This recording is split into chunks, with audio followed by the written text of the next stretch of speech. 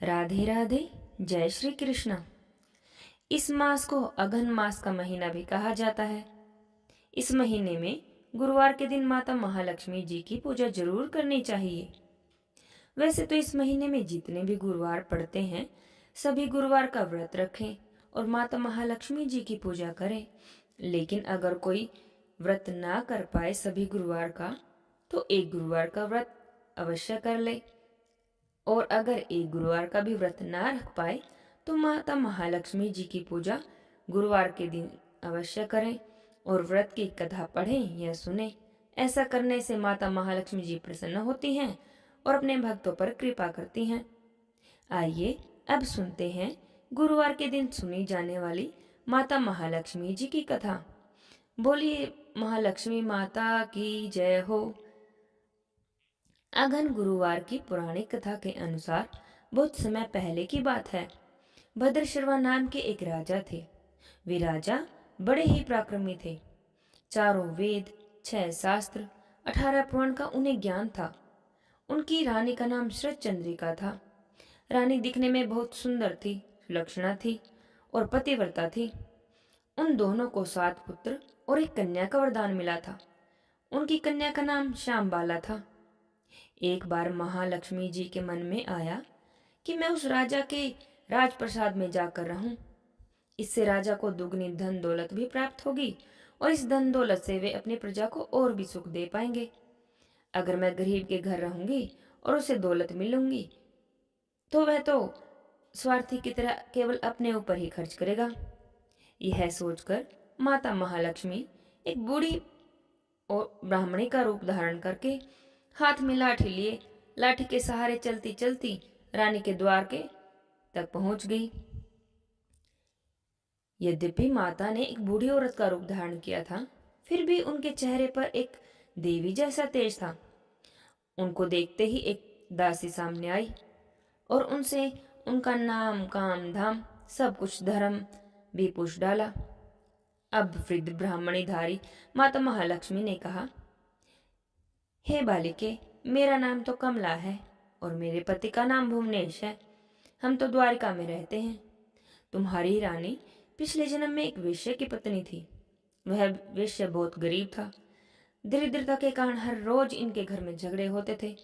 उसका पति रोज इसे मारता था और इन्हीं बातों से तंग आकर वह घर छोड़कर चली गई और जंगल में खाली पेट भटकने लगी। उसकी इस दुर्दशा से मुझे उस पर दया आ गई। तब मैंने उसे सुख संपत्ति देने वाली श्री महालक्ष्मी जी की कथा सुनाई। मेरे ही कहने पर उसने महालक्ष्मी का व्रत किया। महालक्ष्मी जी उससे प्रसन्न हुई और उसकी गरीबी दूर हो गई। उसका घर संसार, दौलत, संतति और संपत्ति से भर गया। बाद में दोनों पति पत्नी परलोक सिधारे तो माता महालक्ष्मी का व्रत करने के कारण वे लक्ष्मी रूप में रहे। जितने साल उन्होंने महालक्ष्मी का व्रत किया था उतने ही हजारों साल तक उन्हें वह सुख भोग मिला। अब इस जन्म में उसका जन्म राज घराने में हुआ है पर अब वह महालक्ष्मी का व्रत करना भूल गई है और मैं उसे वही याद दिलाने आई हूँ। बुढ़िया माई की बातें सुनकर दासी ने उन्हें प्रणाम किया और श्री महालक्ष्मी व्रत को किस तरह से किया जाए और इसका क्या फल मिलता है यह सब बुढ़िया रूपी धारण किए हुए महालक्ष्मी जी से पूछने लगी। अब माता ने दासी को पूजा की सारी विधि बतलाई और व्रत की महिमा भी बताई। इसके बाद दासी ने तो माता को प्रणाम किया और सीधी रानी को सूचना देने के लिए अंदर चली गई।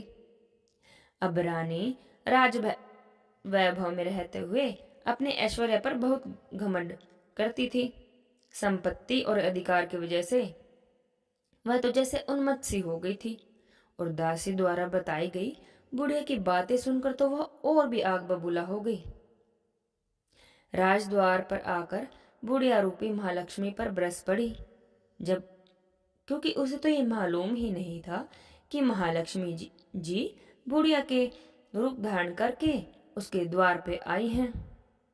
अब जब माता को रानी का यह रूखा बर्ताव देखा और अपना अनादर देखकर माता ने वहां रहना ठीक नहीं समझा और वे वहां से चल पड़ी। रास्ते में उन्हें राजकुमारी श्यामबाला मिली। उन्होंने श्यामबाला से सारी बातें कह बताई। अब श्यामबाला ने अपनी ओर से माता महालक्ष्मी से क्षमा मांगी। तब माता को उस पर दया आ गई और उन्हें श्यामबाला को श्री माता महालक्ष्मी के व्रत के बारे में बता दिया। उसी दिन अघन यानी मार्गशीर्ष का पहला गुरुवार था। श्यामबाला ने पूरी श्रद्धा भाव से माता महालक्ष्मी का व्रत रखा, जिसके फलस्वरूप राजा सिद्धेश्वर के सुपुत्र मालाधर से उसका विवाह हुआ। वह धन दौलत ऐश्वर्य वैभव के साथ मालामाल हो गई और अपने पति के साथ ससुराल में आनंद से दिन बिताने लगी। इधर माता महालक्ष्मी का रानी पर बहुत बुरा प्रकोप हुआ, जिसके फलस्वरूप राजा भद्र शर्मा का तो राज्य और राजकुमार कारोबार सब कुछ नष्ट हो गया। यहाँ तक कि उनके घर में तो खाने के भी लाले पड़ गए।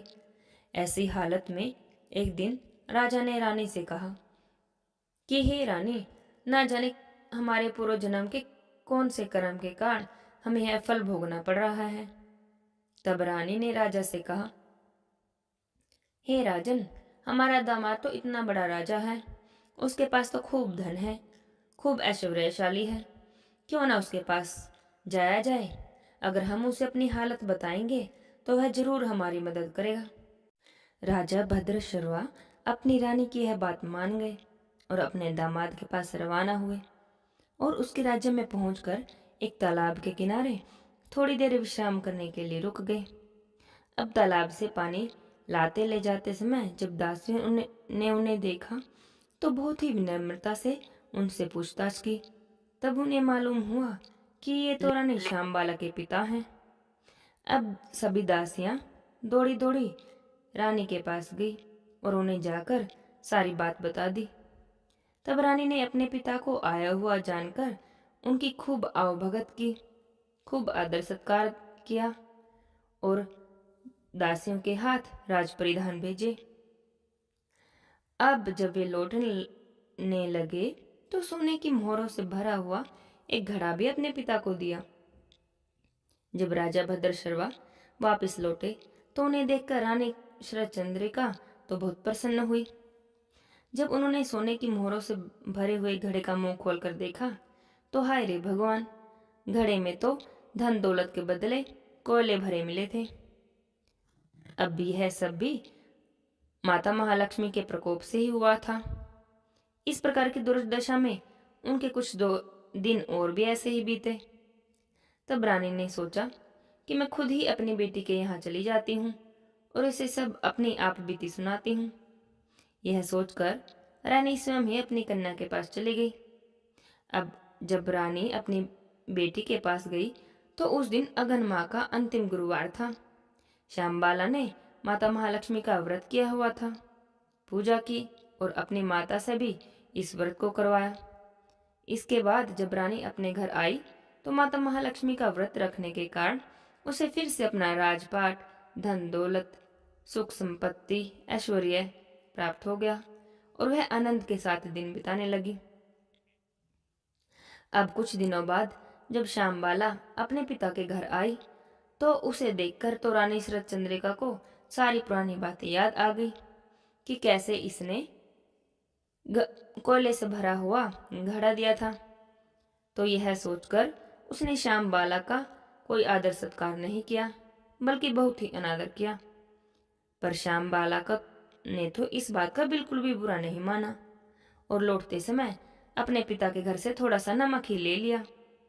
घर लौटने पर जब उसके पति ने पूछा कि मायके से क्या लाई हो, तब उसने अपने पति को जवाब दिया कि वहां का सार लाई हूं। तब उसके पति ने कहा कि इसका क्या मतलब होता है। तब श्यामबाला बोली, आप थोड़ा धीरज रखिए, थोड़ी देर में ही सब पता चल जाएगा। अब उस दिन शाम को जब श्यामबाला ने खाना बनाया तो खाने में बिल्कुल भी नमक नहीं डाला। अब जब सबको भोजन परोसा तो खाने में बिल्कुल स्वाद नहीं आया। फिर श्यामबाला ने खाने में नमक मिलाकर फिर से सबको प्यार के साथ भोजन परोसा तो वही खाना स्वादिष्ट लगने लगा। तब श्यामबाला अपने पति से कहने लगी, यही है वह मेरे मायके से लाया हुआ सार। तो उसका पति और वह दोनों हंसी मजाक करते हुए भोजन करने लगे। ऐसी मान्यता है कि जो भी श्रद्धा भाव से माता महालक्ष्मी जी की पूजा करता है, व्रत करता है और इस कथा को पढ़ता है या सुनता है, उस पर माता महालक्ष्मी जी की कृपा अवश्य होती है। उसे सुख और संपत्ति की प्राप्ति होती है और सभी मनोकामनाएं पूर्ण हो जाती हैं। लेकिन सब कुछ प्राप्त होने पर भी माता महालक्ष्मी को नहीं भूलना चाहिए। हर गुरुवार को माता महालक्ष्मी का व्रत करना चाहिए, कथा पढ़नी चाहिए और माता महालक्ष्मी की पूजा करनी चाहिए।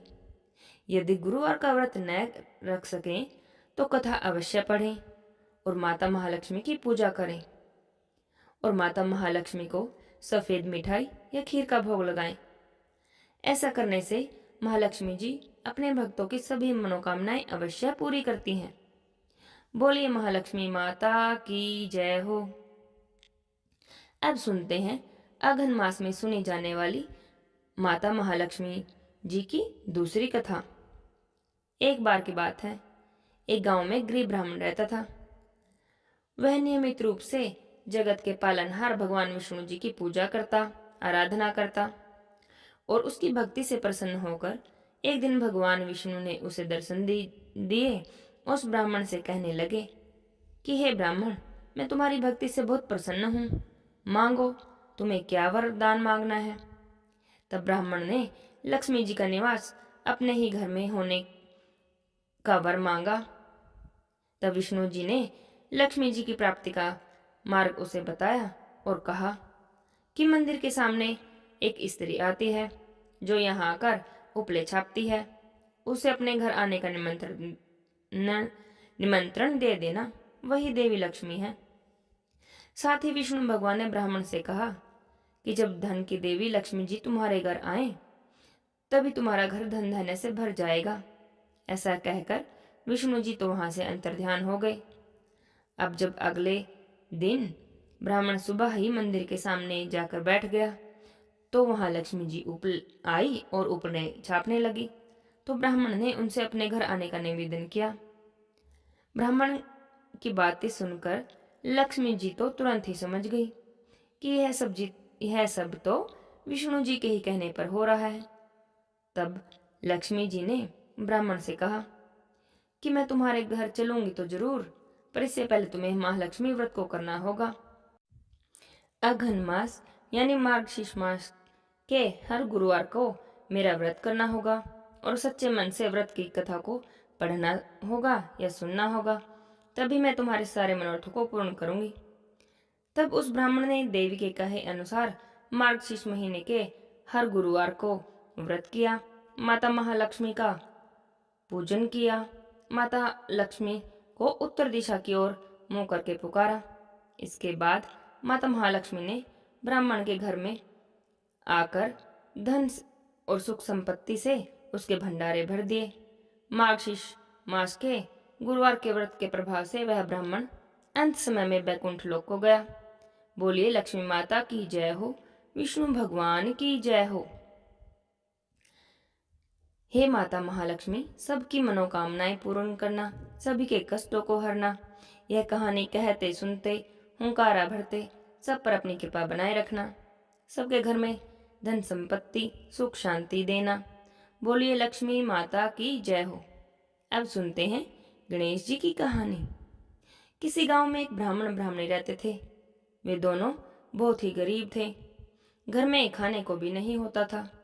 लेकिन ब्राह्मणी गणेश जी की बहुत बड़ी भक्त थी। रोज गणेश जी की सेवा करती, पूजा करती, पहले गणेश भगवान को भोग लगाती, तभी कुछ खाती पीती। एक दिन तो उनके घर में खाने को भी कुछ नहीं था। तो ब्राह्मणी कहने लगी, हे गणेश भगवान, आज तो घर में भी कुछ नहीं है, मैं कैसे आपका भोग लगाऊं। तो गणेश भगवान बोले, मैया तू चिंता ना कर, जाकर लक्ष्मी जी को न्योता दिया।